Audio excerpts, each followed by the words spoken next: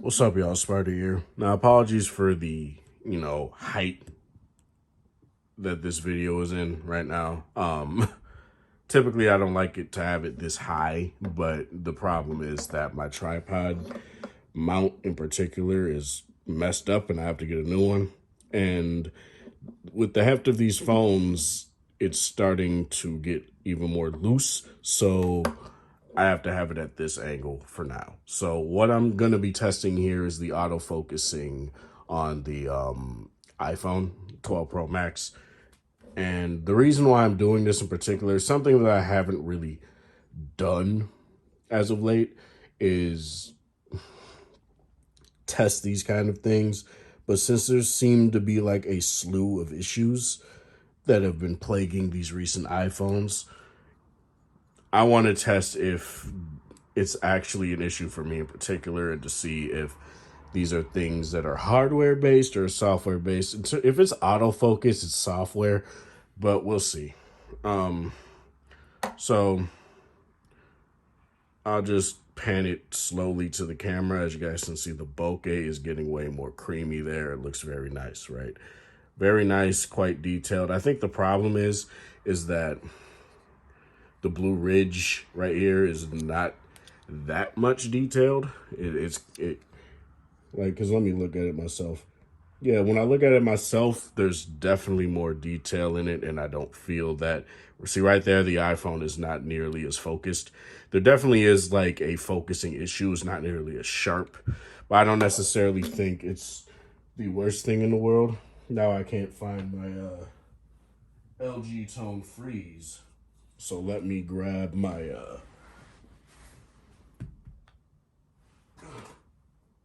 Sony wireless earbuds here. Oh, they're right there. Well, I guess I'll have both of them. For the Tone Freeze, again, there seems to be a detail issue. Like the detail is not nearly as defined. It's clearly in focus. It's just not nearly as in focus as it should be. So it's not necessarily a bad thing, but it's definitely something you could tell, right? Now let's do the Sony. And obviously the Sony case is bigger, but there's a good amount of detail there. You can see the weathering away of the Sony logo. Now it's not in focus. There's a bit of a soft focusing issue, but it's not to the point where I would say that, to me, that it's like unbearable. If you're a pixel peeper and if you notice stuff like that so much, then yeah, it's definitely an issue. But to me, it's not to the point where I would say, oh, it's horrendous, right? Now, a quarter. It's sharp enough. If I had a shinier quarter, this would definitely be something to test a little bit better. But there's definitely, let's see. I don't want to autofocus because then if I want to tap to focus, because the moment I do that, I don't know how to get out of autofocus. So yeah, I'm gonna just stick on here. Okay. Now it's not really in focus. When you go like this close, obviously you're not going to be in focus because you're closer to the sensor. So that's something to keep in mind. You basically got to be like right here. Let's test this, which the phone definitely seemed to have trouble with before and is having trouble with now, is getting the, yeah. But this is a harder subject, obviously, because it's so slim. So you'd basically have to tap to focus for that. Let me try S20 FE here. And so I don't have to splice together a billion videos. What I'm just going to do is I'm just going to do it through the viewfinder and let you guys see it through that. So S20 FE. As you guys can see, the S20 FE.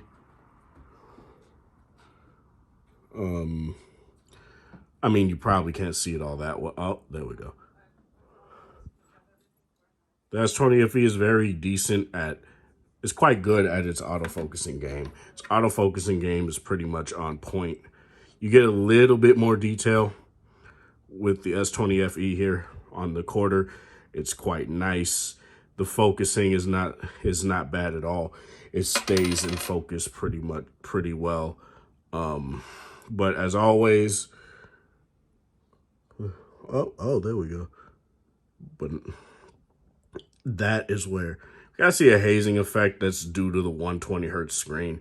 Don't don't, that's not happening on the S20 FE itself. It's just happening with the iPhone recording this right now. So that looks pretty nice. Basically, sometimes you have to adjust the point where you have to adjust the lighting so that the phone will definitely be in focus a little bit better. In terms of this, it's pretty much as detailed from what I could see. It's not like demonstrably better or anything like that. But let me take a picture. Oh, and of course, I moved it ever so slightly, so now it looks like trash. Let me take a picture to just see how much detail. Okay, that's just not gonna work. But yeah, in terms of focusing, the S20 FE definitely does a better job.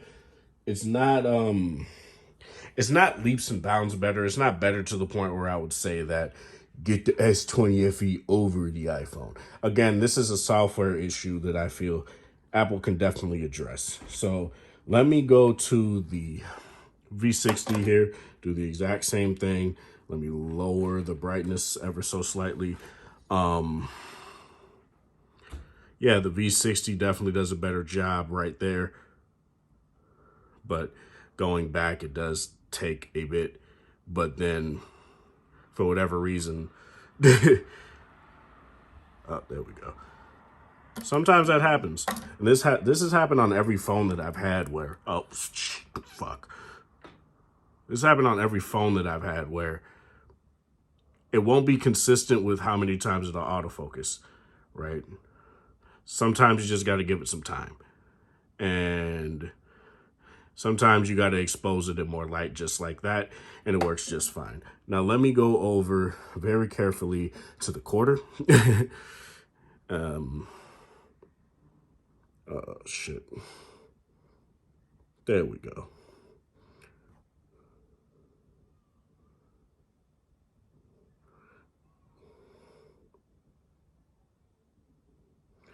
Now, the V60 doesn't really have any sort of issues with focusing.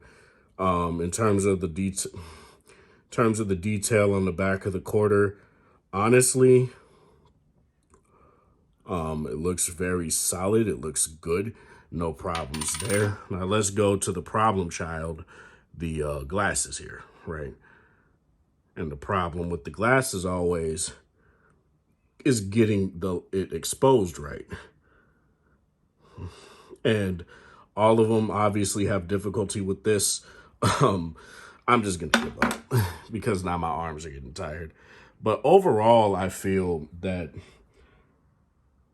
the S20 FE isn't, I mean, the S20 FE, the 12 Pro Max definitely has some focusing problems for me personally, but it might be even worse with other people.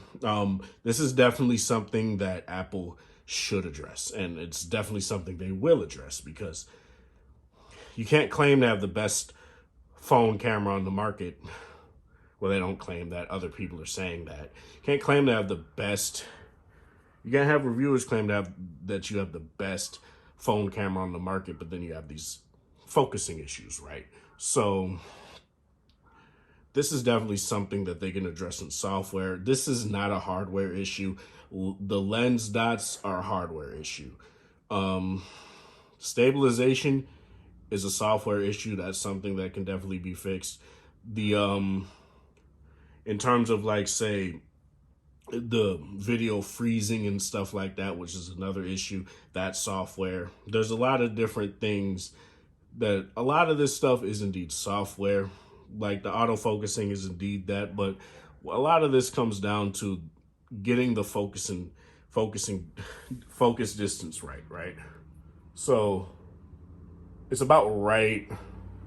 I don't know how far away I am from, like, I'm not that far away from my tripod and the camera, but as you guys can see, it definitely does have a softer focus. It's not nearly as sharp as the S20 FE or the V60, but it definitely does a decent job.